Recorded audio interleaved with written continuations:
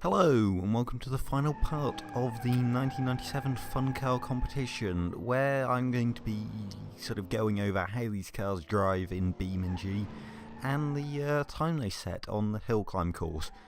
Now, first up we have the Aeros Mastiff GT, and this handled exactly like you'd expect a big muscle car boat to handle. As you can see, it just slid about everywhere. You could quite easily put this car into a slide, and well, even if you didn't want to and wanted to actually drive quickly, yeah, it just kind of slid about. It's quite fun, I will say. It is definitely entertaining to slide about if you've got the space for it. It can get a bit scary though on the tighter parts of the course. Now, obviously this has an automatic. I did put all the automatic cars, of which we had more of the manuals, in sport mode, so it was, yeah, I tried to give them a fighting chance really. I think I could have gone them around quicker with the manual, especially, well, a couple of them especially. Maybe not so much this one, as it has so much torque. You can basically just pull out the corners in any gear, and it will just quite happily accelerate as if you were at a standstill. It's just a mountain of torque from that massive engine, and it really doesn't feel like it weighs 1,800 kilograms. It's quite nice driving car, surprisingly. It is definitely a little awkward handling, but if you're not paying attention, and definitely for performance driving, it's not ideal, but it's less sort of horrifically understeery than I thought it'd be. Obviously the problem with having a solid axle is no rear camber, so coming out the hairpins there were a couple of issues, but yeah, overall pretty decent. Next up we have the Deer and Hunt Bambi, which well, wasn't as good. It's quite a nice handling car, but I think that's just because of how slow it was.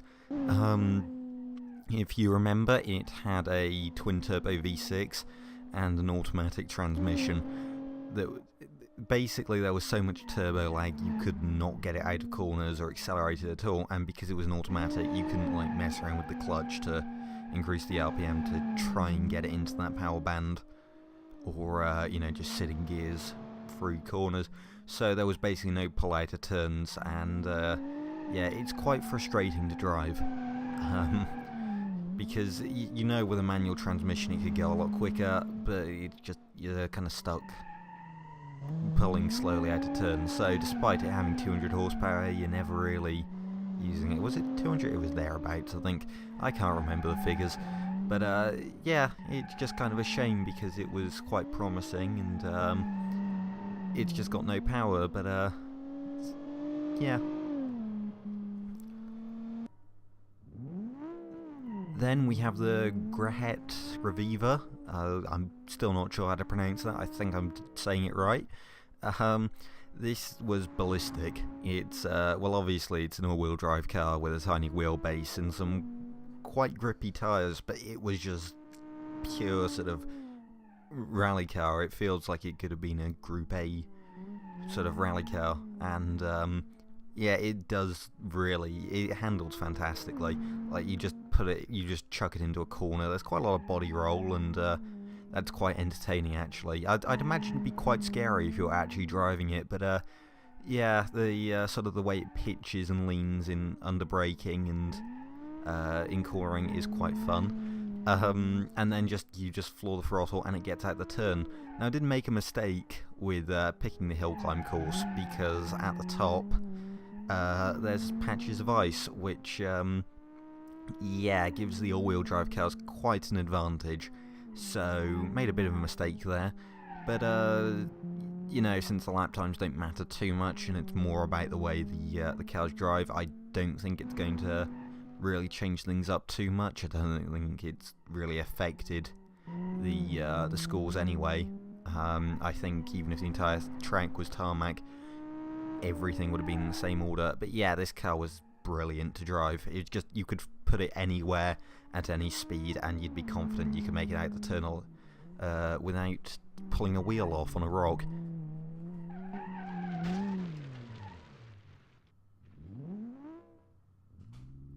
next we have the Marquez Family Sport. Think I'm pronouncing that right now. I did take a look at Google Translate and I've already forgotten it. So, yeah, anyway, it's quite a nice handling car, a bit like the Reviva, but it doesn't quite have that sort of confidence coming out the turn. The rear feels surprisingly light, considering it has all that downforce. Didn't it have like 100 kilograms of downforce or something over the rear? Yeah, it feels surprisingly light. I'm not sure whether that's just beam aero being a bit odd or what, since I think it actually depends on wing angle, which is a bit annoying, but like the actual position of the wing itself. But yeah, it did feel quite light, and coming out of the turns it was quite easy to lose the rear end of this car. So, you know, sort of you were battling stability. It didn't feel like an all-wheel drive family car, that's for sure. It was quite lively and quite fun because of that. You could put it into slides fairly easily, and that was quite entertaining to drive. So yeah, it was genuinely quite good. Then finally we have the Cobra i5 rear-wheel drive. It was, well, I expected this to do quite well. Obviously it has the pushrod suspension, so I was expecting it to handle quite nicely, but obviously it has that insanely low red line for some reason, and power at peak power is made at the red line, which means that you can't ever quite use it because you just bounce off the red line. So there's always that bit of horsepower that you can never reach, which is kind of frustrating, and it does mean that you are limited quite a lot in speed because you can't run short gear ratios, because that limits top speed a lot more. So yeah, that was kind of frustrating. Handling wise, it was kind of oversteery. Like, it was very easy to get the rear out, not in like sort of a controllable way, like sort of it did just naturally swing out, but it was quite easy to catch. So it was fairly easy to keep it under control, but it wasn't like sort of you know, you'd decide when it started sliding really if you were driving quickly.